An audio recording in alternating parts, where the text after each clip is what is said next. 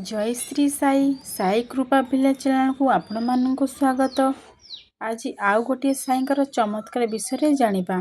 आशा करुछि आपण मान समस्ते भलरे थिबे। चलंतु भिडियोटी को स्टार्ट करिबा। एर विषय वस्तुटी होउछि कमारर शिशु संतानर जीवन रक्षा केमिति कले साई सेही विषय आज जानिबा। 1910 मसीहार कथा। दीपावलीर ठीक पूर्वरु श्री बाबा आम साई बाबा मस्जिद रे बसिथिले धनी पाखरे। धनी रे बाबा खंडे खंडे काठ पकाउथिले और धनी प्रबल बेगर जड़ुथिला। हठात बाबा धनी को चाहि कौन भाविले के जानी हाथटी को धनी भितरे पुरई देले। तांको हाथ काख जाए जलीगला। सेही दृश्य देखी पाखरे थिबा सामा कौन करिबो भाभी बाबा को जोरे टाणी आनिले। बाबा को प्रश्न कले सामा कौन करुचंती आपण काहेकि एमती कले।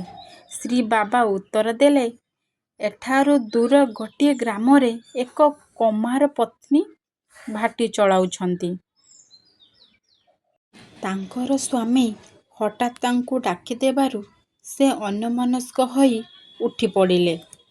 रे सुईथिबो तांकर शिशुपुत्र कथा से भूली गले। शिशुपुत्रटी तांको कोळरू भाटी मध्य को खसी पड़िला। ताहा देखी सेही पिलाटी की मु भाटी मध्यरु उठेई आनिली।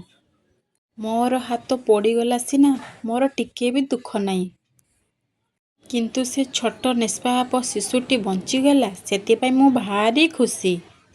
पाखरे थिबा सामा एई सब कथा सुनुथिला सत, किंतु से किछि बुझी पारु नथिला। खाली भाबुथिला एइटा होजे साईंकर गोटे नीला। सेपटे कमारर स्त्री आश्चर्य होई पड़िला जे पिलाटी भाटी भितरे पड़ी मध्य तार कौनसी क्षति हेई नथिला। सेथिपाई से ईश्वर को धन्यवाद देले और किछि दिन परे शिरडी आसीबाकू मनस्थ कले। शिरडी आसी साईंको पाखरे एई सबू चमत्कार विषय रे साई को सुनाउथिले और साई ए सब सुनी के मुर्की मुर्की हसुथिले। तांको पाखरे सामा थिले।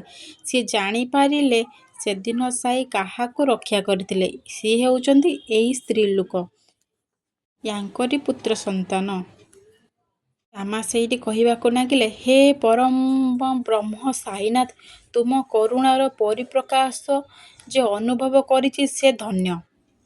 भक्त डाकिला मात्र आपण कौनसी भी स्थान को भी जाई पारंती। साई आपणकर पाद पद्म रे मो कोटि कोटि प्रणाम दंडवत। देखिले तो साई सबु जगार थांती, एइटी अछंती एइटी नांती। भिडियोटी को मु एइटी शेष करछि। जय श्री।